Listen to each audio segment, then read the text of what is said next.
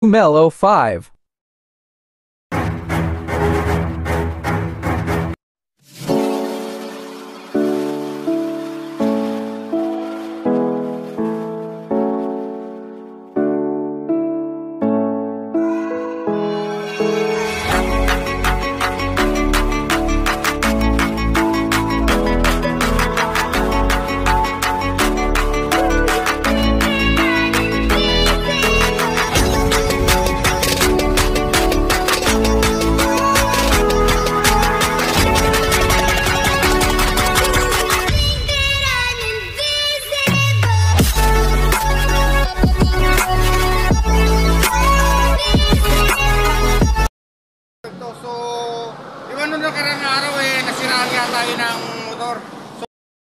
So, minalas na naman tayo.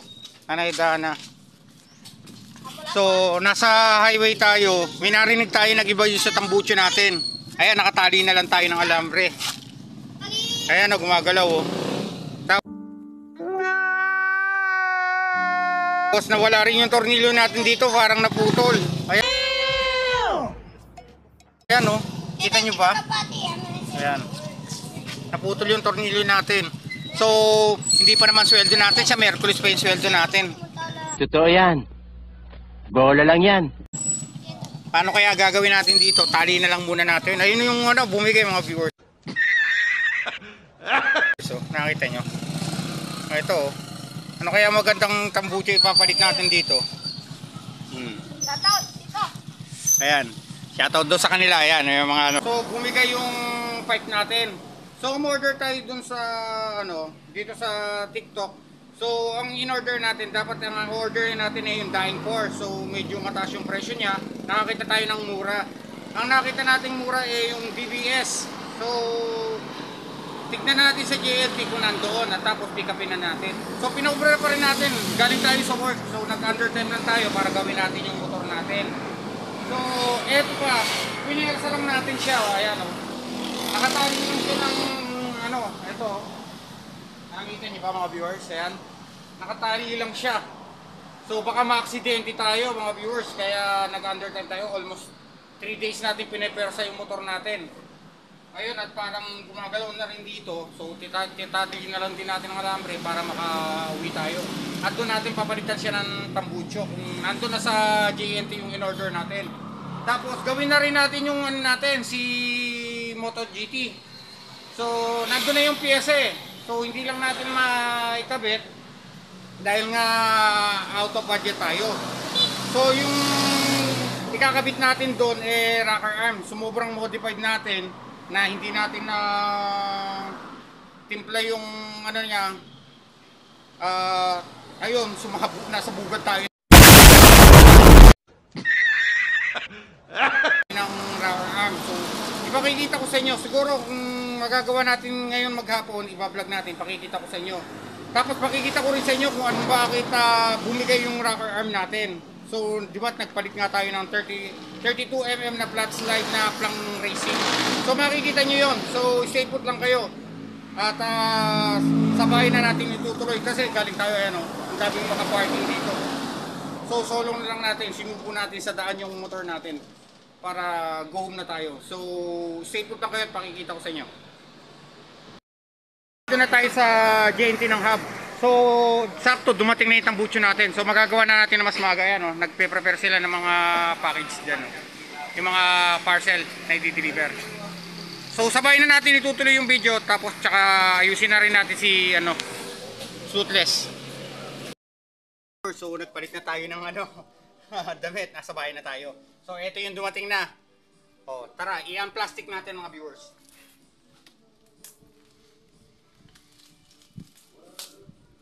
Ito siya oh. So, ito, in-order natin to sa TikTok. Almost lang siya, nasa 500 plus lang. Kasama na yung shipping fee. So, gumamit kasi tayo ng mga butcher. Medyo binibigyan tayo ng discount ngayon yata ni TikTok. Ito, dapat ang kukunin natin ng tambucho mga viewers, sana, dying pour. So, medyo may kamahalan din, may presyo. So, nasa 900 plus. Kaya kumuha tayo ng tambucho, so hindi dying pour. So ano naman to? DBS. So pang XRM siya, palagay nyo ubra kaya rito kay Korak natin. Tara, ang plastic natin para makita nyo. Ang DBS siya mga viewers. Nakita nyo. So pang ano to eh? Pang XRM yung kinuha natin. So maliit lang siya, cute lang. 32mm lang to. So akala ko didugtong siya. So hindi pala didugtong. Ang nakuha natin buo yung ibinigay. So sana sakto dun sa motor natin to.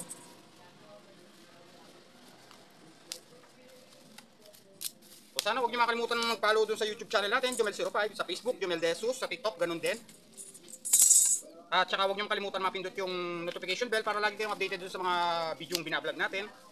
Pupuntang sana nga pala tayo nung so, ilang araw na makikipiyasa sana tayo ng Kapas. So meron tayong video dyan, ayan nakikita.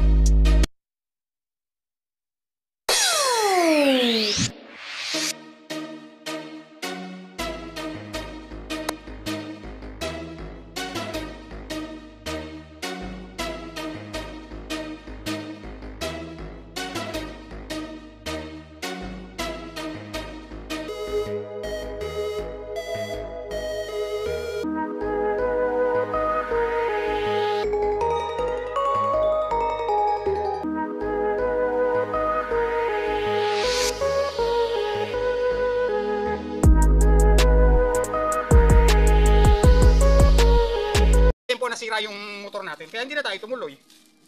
Hindi tayo nakikain dun sa mga piesta natin. At kung magagawa rin natin ngayon si Toothless, gawin na rin natin. At tatlo yung motor natin, puro palyado eh. Yung si Toothless natin, andyan na yung parts niya. Andyan na yung, ano niya, rocker arm, yung pulley rocker arm. Naputulan kasi tayo noon nakaraan eh. Kaya hindi natin magamit. So, mukhang maganda naman.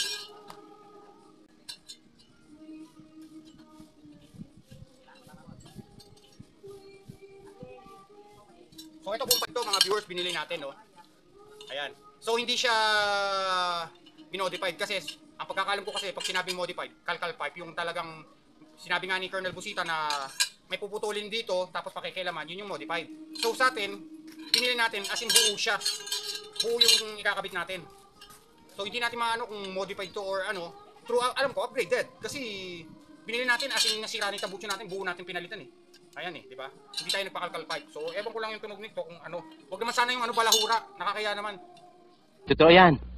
Bola lang yan. Hindi natin gusto yung ganong katunog na balahura. Sana medyo tahimik din to.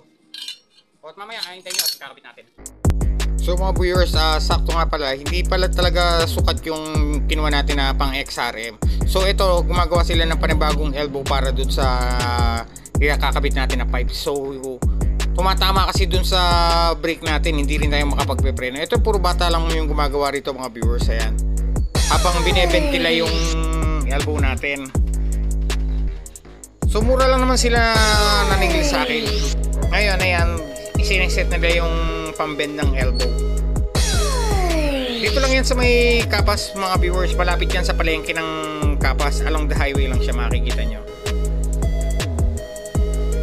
Habang pinanonood natin kung paano mag-bend, malay nyo susunod eh maki-extra tayo dyan para malaman natin kung paano gumawa ng elbow.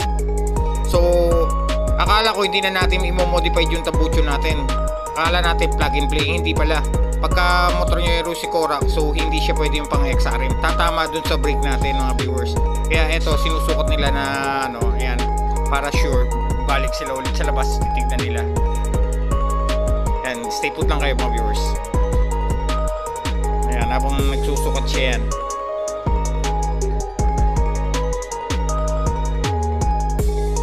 Kaya inano natin kasi may sound system eh. Nilagyan na natin panibagong sound. So yan, habang ini-spot niya na yung ano, wini-welding niya na. Medyo maganda rin naman ang pagkakagawa nito mga viewers. Ayan. Nahiya pa nga yun, tini-interview ko yung bata. Ayaw, nahihiya sila. Ito mga viewers, pinapalis na ni ano. Ano pangalan mo, tol?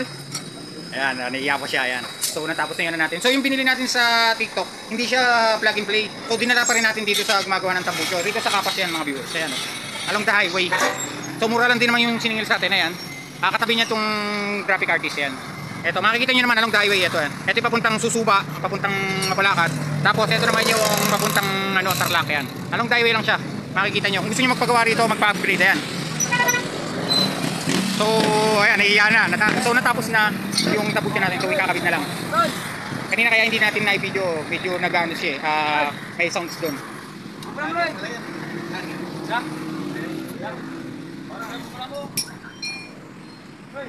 So mamaya pakita ko sa inyo, testing natin yung ano niya, tunog pagka naikabit na mga viewers, no.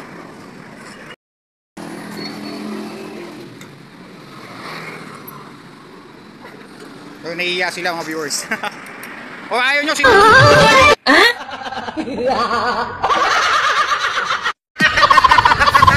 Sino siya shoutout nyo, malay nyo, yung mga girlfriend nyo. So mamaya i-ano natin, i-test natin kung ano mangyayari mga viewers.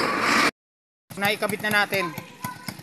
Napakabit na natin dun sa ano. Ito yung tunog niya para marinig nyo.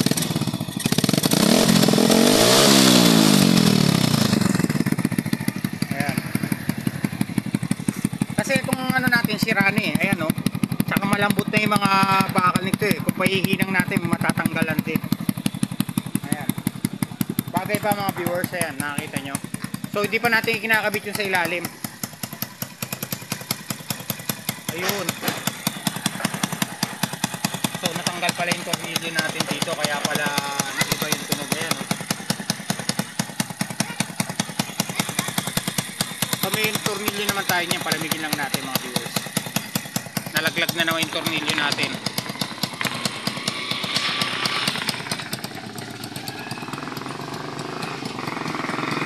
Ayan na siya. So tignan natin dun sa likod kung bagay yung ano niya. Sana huwag niyo makalimutan mag-subscribe sa YouTube channel natin, Jomel05.